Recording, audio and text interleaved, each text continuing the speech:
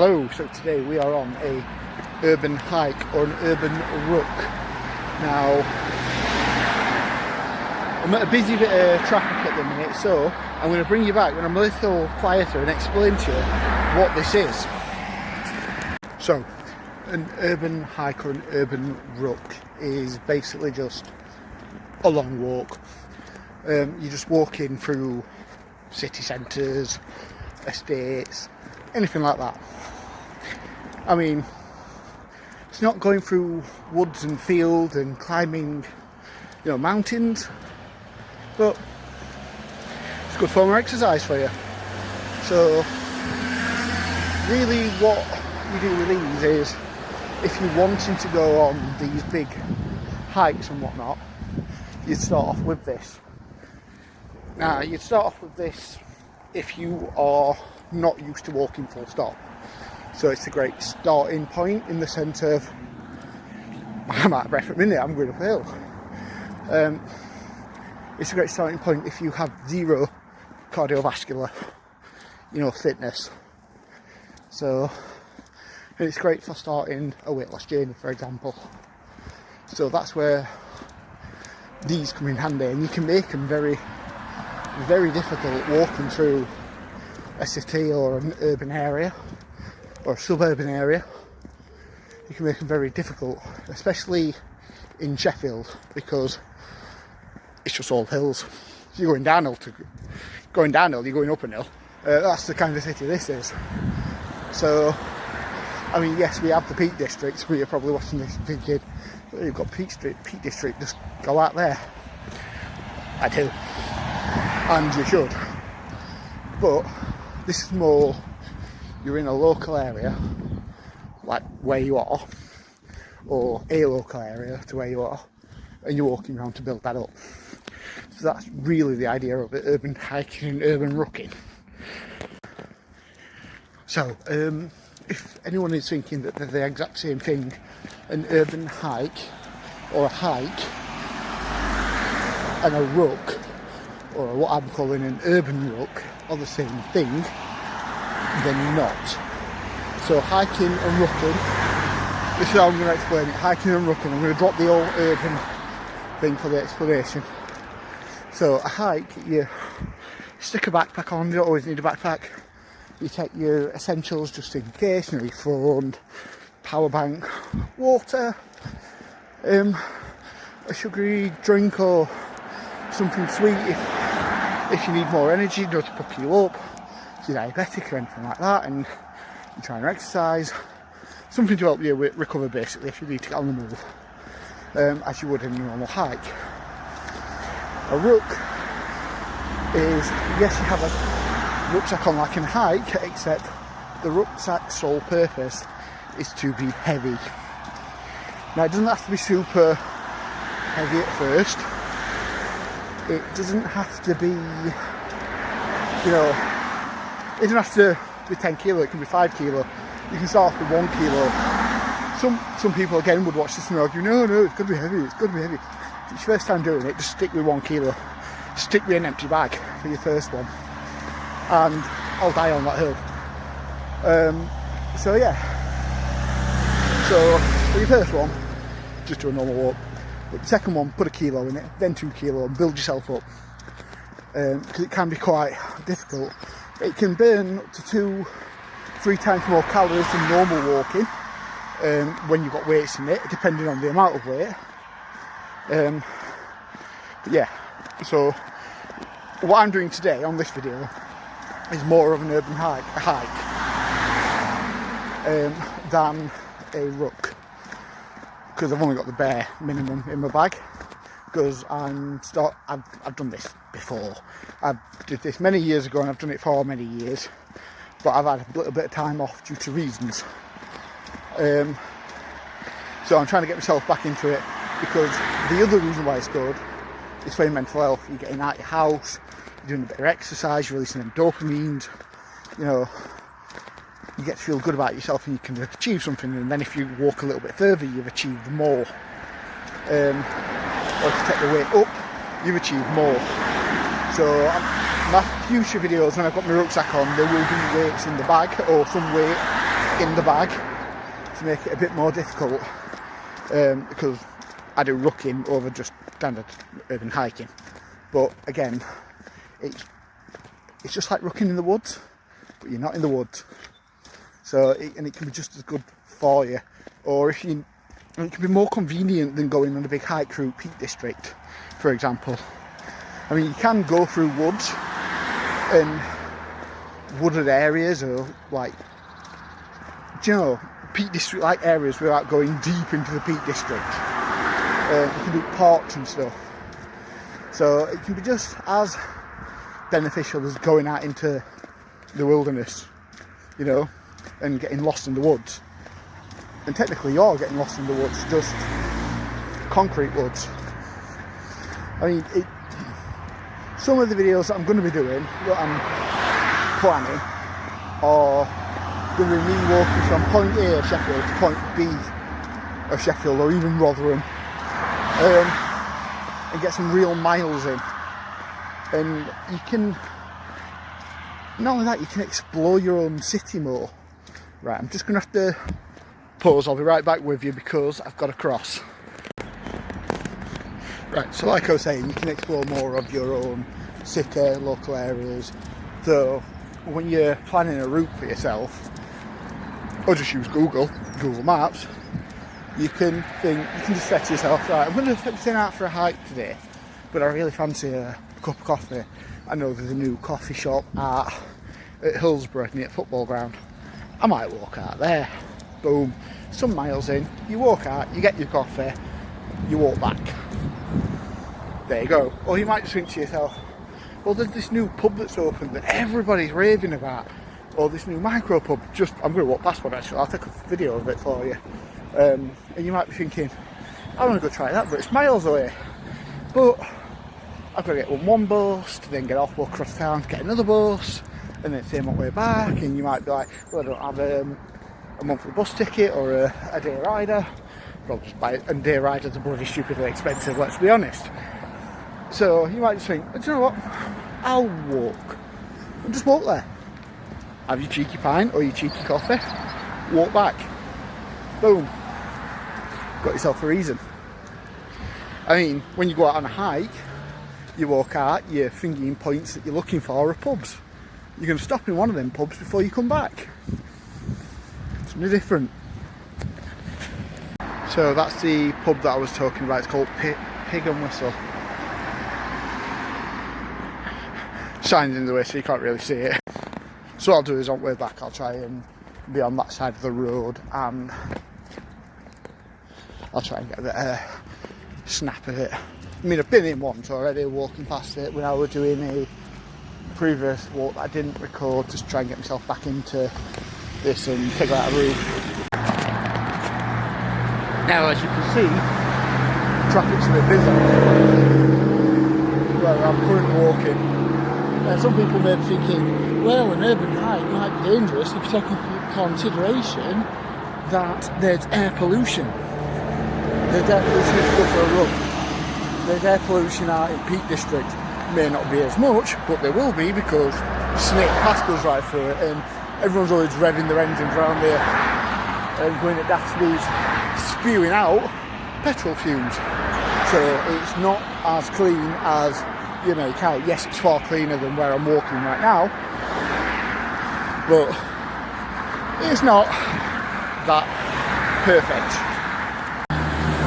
Another thing that I believe is a benefit for an urban hike or a ruck, Joe, in a city, is that you're never too far. Well, tell a lie a little bit. At the moment, I am, but you're never too far away from a shop. So if you do have any incidents, there's 9 times out of 10 there's a coffee shop or a shop nearby. You can just nip in and get yourself a drink. I mean, I'm having a really bad drink at the minute, probably counterproductive to the walk. I'm having one of them Monster Aussie lemonades. They're just so nice, so bad for you, but so nice. But back to my point, you know, there's somewhere you can always nip into, get yourself a drink, get something to eat, If you fall and hurt yourself, you go into one of them places, chances are there's a first aider that can help you. So that's a benefit of an urban hike. If you're out in the Peak District, now again, I'm not trying to say you shouldn't go out to Peak District or on an actual wonderful magical adventure hike, but I'm just saying that you're out there and there's probably no one around to help you and they've got to find you. Out here, much easier, and there's always someone around. Now this stretch doesn't look all that appealing. I mean, there's a park over there, and usually over there as well where the park is, there's usually like a big white van, and it sells like fruit, sweets, and I don't know how the audio's picking this up, if it's picking it up well at all, but there's usually a van over there that sells fruit, sweets, pop, stuff like that. It's quite good really. But I think they're only there first thing in the morning from about 9:30 or something. But yeah, that's the... So I'm gonna go panoramic view. So that's the traffic coming.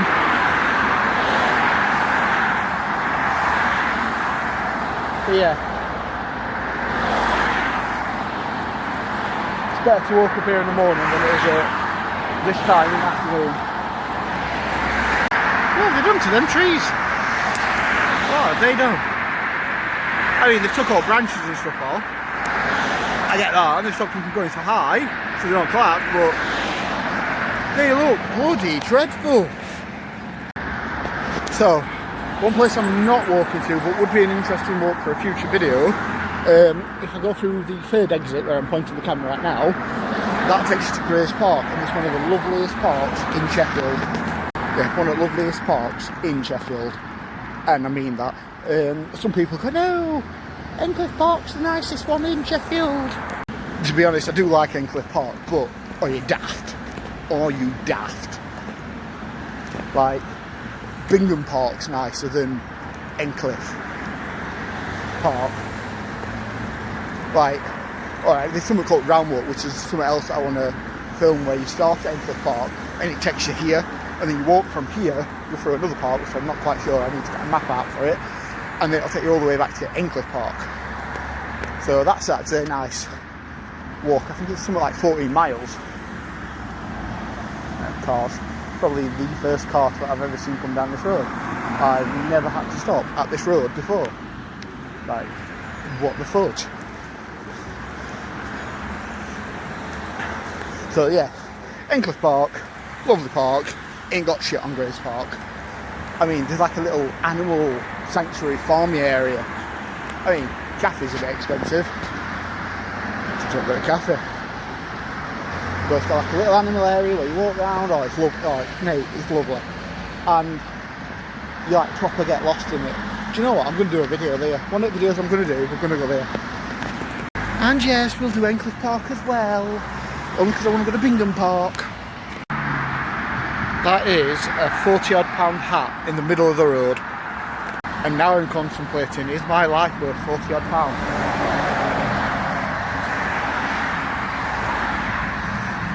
It's a designer hat. No. If it were a 60 quid hat, like a Fred Perry one there, oh yeah, hell yeah, I'm in the middle of that road, but no.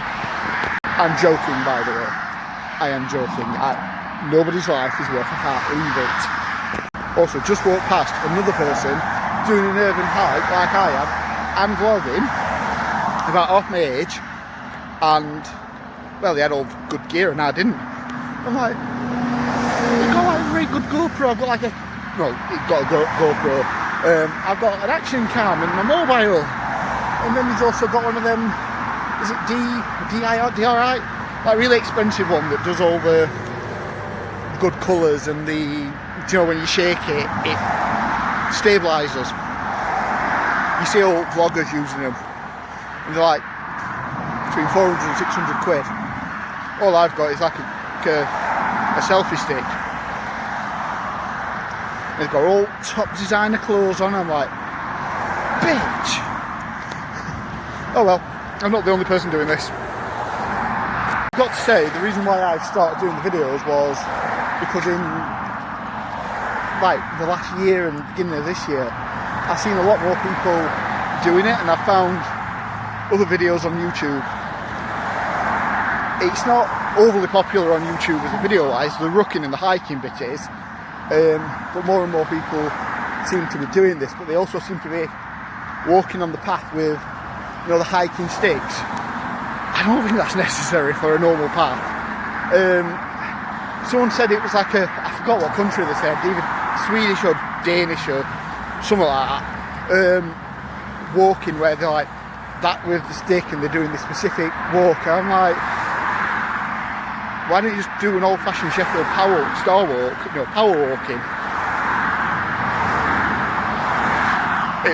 It looks just as stupid, but it's more effective, I reckon. But yeah, I've seen more and more people getting into this, so I think it has increased in popularity a little bit.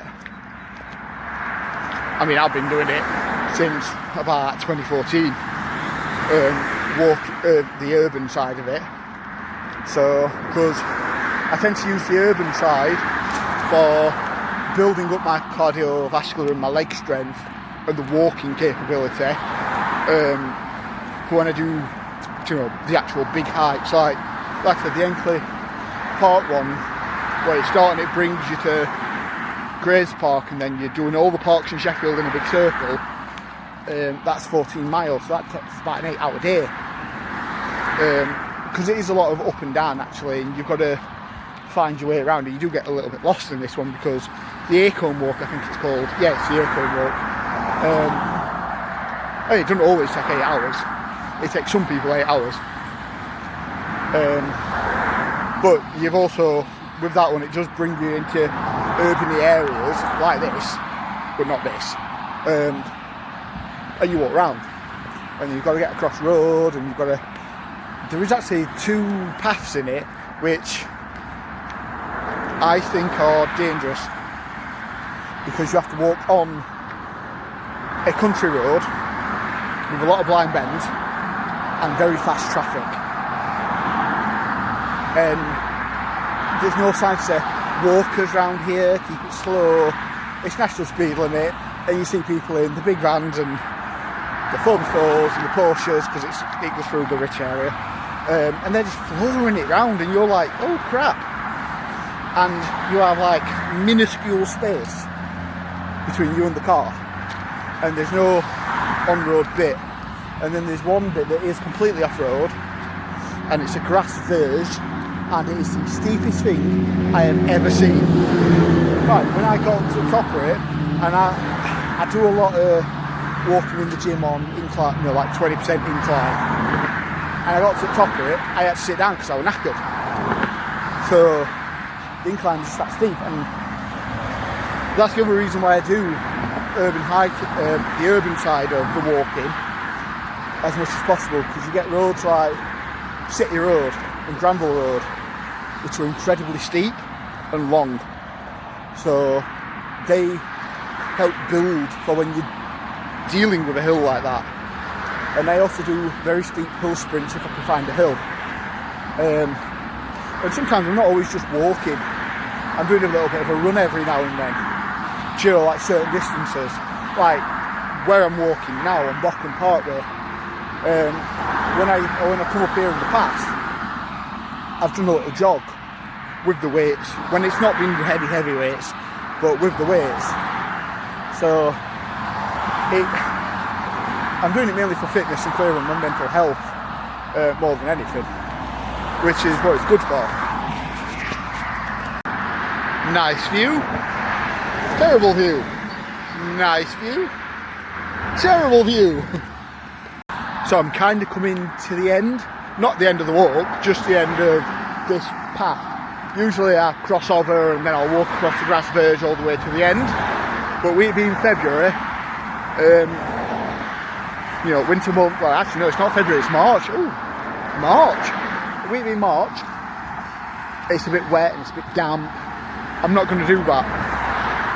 So I don't want to slip, obviously, with traffic. You've got to take into consideration safety as well, and, you know, the weather. So I'm going to stop at the end of this road, going to turn around and start walking back. what I don't get is how they expect people to cross the road here without any lights. I know it's for, well, it's actually for bikes, I think, or I've only ever seen bikes come across, but it's a bit daft. I mean, alright, they're going at 40 mile an hour on here, but they actually don't, they go by 50, because it used to be a 50 mile an hour road. So, returning now. Usually I'd walk all the way to the end of the mud verge to the roundabout for Jordan Folk. But we'll do the return now. I will say, my legs, well my feet, are killing. Because I walked out here before, yesterday, just to plan the route basically. Got a bit carried away and I walked out here on Tuesday or Wednesday? No, Tuesday, definitely Tuesday. And I think this is my third going, my feet are hurting, it's like, I'm like, I know I haven't done this for a long time. Like, oh, but no pain, no gain, it's part of progression. So my plan to end this video is to walk back, get to Pig and Whistle, have a cheeky pint, might actually do a review in there, I haven't decided yet, depends on how I feel, or if they'd let me film.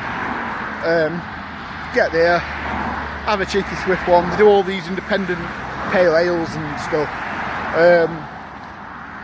So yeah, I'm gonna try that. Apparently they do an iron brew beer and I really want to try that. That sounds absolutely the bomb. So I'm gonna get there and that's where I think I'll wrap this walk up. So actually, if you've made this far in the video and you like this sort of content, the walking and me just talking absolutely garbage, which is a lot of the videos I do to be fair, give a like, a follow, and a follow and subscribe, same thing. That's right. Alright, just like and subscribe. Follow and subscribe. Where the hell did I pick that up from? Oh well, just like and subscribe, please.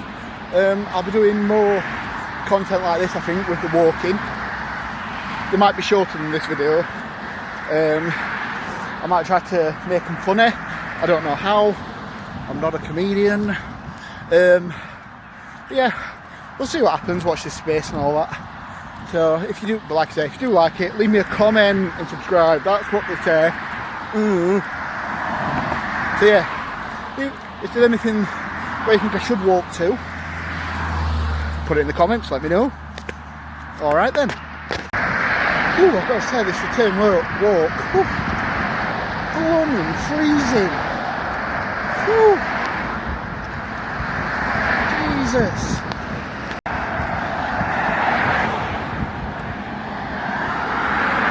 Alright, that's a bit creepy, I gotta say. Right, so as I said, I'm going to Pig and Whistle for one. It looks absolutely good inside.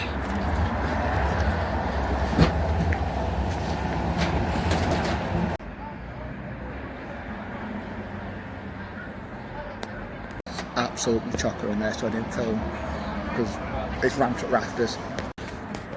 So I'm ending this hiking video here at this pub, Pig and Whistle. I got me then something called a Brownie Hunter Stout. So it tastes like a chocolate brownie. It is expensive, like the pub itself, but that's fine because it is actually a really good pint and they do sell really good drinks in general. $7.50 that pint cost me. And that's a very nice drink, but I won't have that one again at that price.